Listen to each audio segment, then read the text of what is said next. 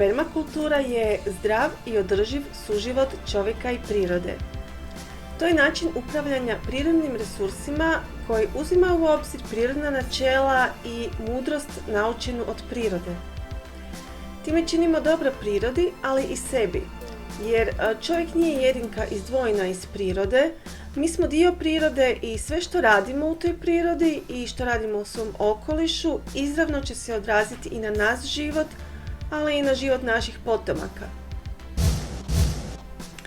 U praksi je permakultura set načela i smjernica baziranih na etičkim načelima kojima se upravlja prirodnim resursima na način da se uvažavaju prirodni načini uzgoja bilja i održavanja prostora, odnosno to je planiranje i održavanje prirodnih prostora u kojima čovjek živi u suživotu s prirodom. Nalazimo se u šumi zato što je šuma savršen primjer održivog ekosustava.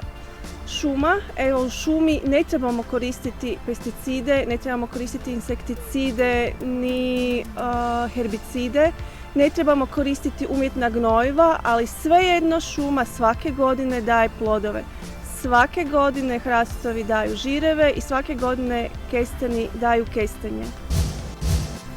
Permakultura se zasniva na 3 osnovna načela. To su briga o zemlji, briga o čovjeku i vraćanje viškova. Da bismo mogli uzgojiti hranu, moramo imati plodno tlo.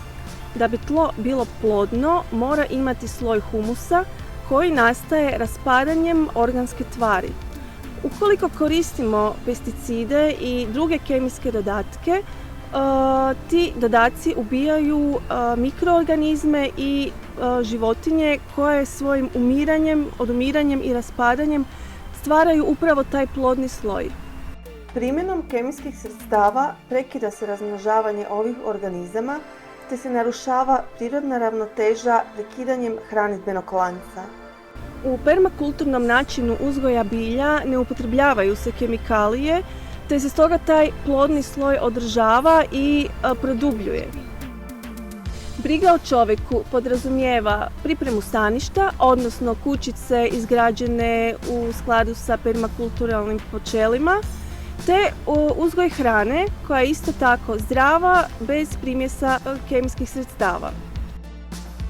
Na permakulturalnom imanju svi se viškovi vraćaju. Princip je smanji upotrebu, ponovno upotrijebi i recikliraj ono što ne možeš ponovno upotrijebiti. Važna dobrobit permakulturnog načina uzgoja bilja jest očuvanje bioraznolikosti koja je neophodna za život. Upravo nam raznovrsnost prirode osigurava hranu, zdravlje, osigurava lijekove, sirovine, pa i mjesto za opuštanje i rekreaciju. Zdrav ekosustav u stanju je filtrirati određenu količinu toksina, znači ekosustav filtrira zrak i vodu i pomaže u održavanju klimatske ravnoteže.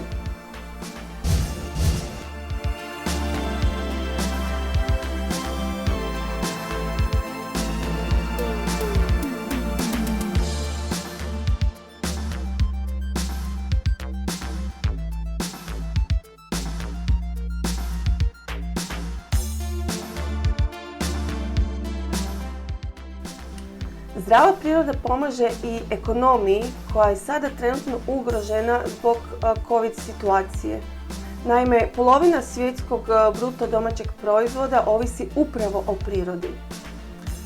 Prirodne resurse danas gubimo brže nego ikada prije zbog intenzivnog ljudskog utjecaja i to zbog praksi koje nisu održive.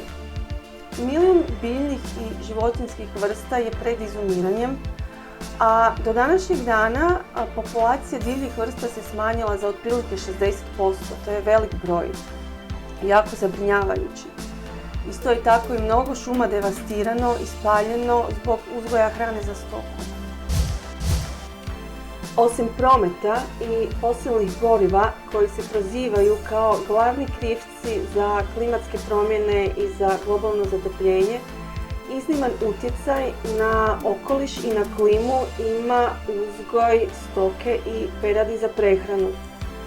Godišnje se u svijetu uzgoji i ubije preko 70 milijardi životinja, kopnenih životinja.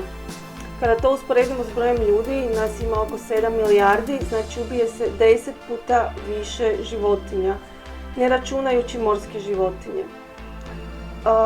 Može se zaključiti da za proizvodnju tolike količine mesa treba proizvesti jako puno hrane za te životinje. Osim što se velike površine obradivih tala iskorištavaju za proizvodnju hrane za životinje i na taj se način izravno doprinosi kreiranju problema gladi. Problem u konzumaciji mesa i mlijeka jest u činjenici da se pri proizvodnji, odnosno pri uzgoju tih životinja koriste velike količine kemikalija. Prije svega u proizvodnji same hrane koristi se puno pesticida i mineralnih gnojiva zato što ta hrana ne podliježe strogim mjerama. Tako da dok jedete meso, vi jedete u stvari pesticidni koncentrat.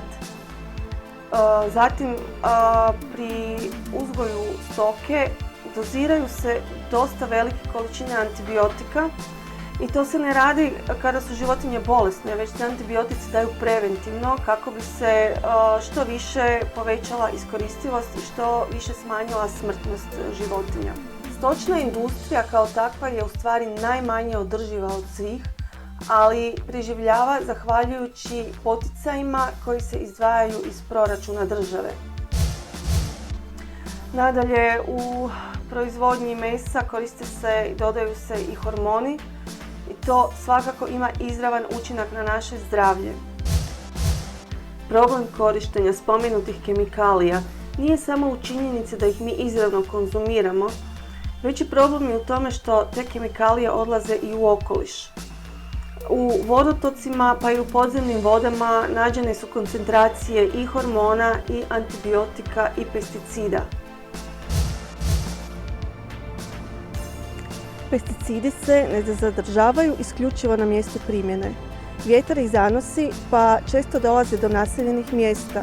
Pesticidi ostaju u tlu, a isto tako se kišama i drugim oborinama ispiru do podzemnih voda koje se onda slijevaju u rijeke, dolaze do mora, do jezera, a isto tako dolaze i do akvifera iz kojeg se crpi pitka voda.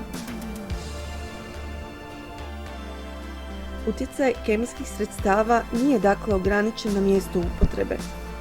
Uz spomenuto, neki su pesticidi perzistentni pa se u okolišu zadržavaju dugo. Zato ima smisla, a i potrebe, obraćati pažnju na to kako svojim odabirima i svojim načinom života utječemo na prirodu i okoliš, ali i na zdravlje svih nas. Mi, potrošači, imamo veliku moć u kreiranju ponude i potražnje. Osim samom kupnjom, možemo se obraćati trgovačkim lancima i tražiti bolju ponudu zdrave hrane. Isto se tako možemo obratiti i nadležnim institucijama, i obrazovnim i zakonodavnim, i tražiti točne informacije o stvarima koje izravno utječu na kvalitetu našeg života. Svi mi imamo pravo znati kakvo je stanje okoliša u kojem živimo i kakva je hrana koju jedemo. Isto tako imamo pravo zahtijevati življenje u zdravom okolišu i dostupnost zdrave hrane te kontroliranje kvalitete hrane koju jedemo. U trgovinama primjerice postoje odjeli takozvane zdrave hrane. Ta nas činjenica motivira da se pitamo pa kakva je onda ona hrana koja nije označena kao zdrava. Podjela hrane na zdravu i onu ostalu je neispravna, jer nas takva podjela zavarava skrivajući činjenicu da je hrana opterećena pesticidima u stvari toksična. A hrana opterećena pesticidima je ona koja nije označena kao ekološka, organska ili biodinamička. Ispravna klasifikacija bila bi podjela na hranu i na toksičnu hranu, odnosno na hranu, normalnu i zdravu hranu i na onu toksičnu, to jest proizvedenu takozvanim konvencionalnim poljoprivrednim praksama, hranu koja sadrži rezidue pesticida i drugih kemijskih sredstava. Brojne su posljedice upotrebe pesticida na ljudski organizam. Pesticidi su kancerogeni, uzrokuju non-Hodgkin limfom, oni utiču na reproduktivno zdravlje. Nadalje, uzrokuju bolove u trbuhu, pretilost, dijabetes, alergije, neurološke probleme, astmu, Parkinsonovu bolest te brojne druge poremećaje i bolesti. I zbog svega navedenog, jako je važno da biramo hranu koja doprinosi očuvanju našeg zdravlja umjesto da ga narušava.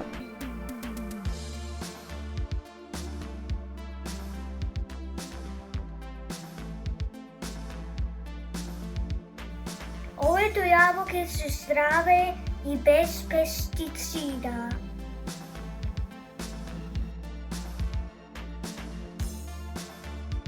U današnje vrijeme, kada smo suočeni s COVID krizom, postalo je jasno da je najbolji način očuvanja zdravlja i obrana od infekcija, pa tako i infekcije COVIDom, upravo podizanje imuniteta organizma. Imunitet ćemo najbolje podići zdravom prehranom, tjelesnom aktivnošću, boravkom na svježem zraku i boravkom na suncu. Sunce je ključno za održavanje imuniteta jer sunce stvara D-vitamin u našoj koži koji izravno doprinosi jačanju imunosnog sustava. Pozivam vas da što više vremena provodite u prirodi, šetajući šumom, uz rijeku, uz jezera, mora, kupajući se u morima i jezerima. To je najbolji način da uz zdravu prehranu očuvate svoje zdravlje. Pri odabiru profesije razmislite o zanimanjima koja podržavaju održivost i kružno gospodarstvo. Razmislite da li biste voljeli svojim radom doprinijeti očuvanju prirodnih resursa, ali i svog zdravlja. Rješenje loše trenutne situacije je u razvijanju inovacija održivih tehnologija koje umanjuju negativan učinak ljudi u procesima proizvodnje, ali i u implementaciji tih tehnologija. Također jako je važno i promijeniti načine razmišljanja i reorganizirati prioritete. Zato podržite održivost. I završit ću riječima predsjednice Europske komisije Ursule von der Leyen koja daje veliki doprinos očuvanju bioraznolikosti i prirode. Ona je rekla da je učiniti prirodu ponovno zdravom ključno za naše fizičko i mentalno blagostanje i saveznike u borbi protiv klimatskih promjena i izbijanja bolesti. Učiniti prirodu ponovno zdravom jezgra je strategije rasta Europskog zelenog plana i dio je europskog oporavka koji planeti vraća više nego što uzima.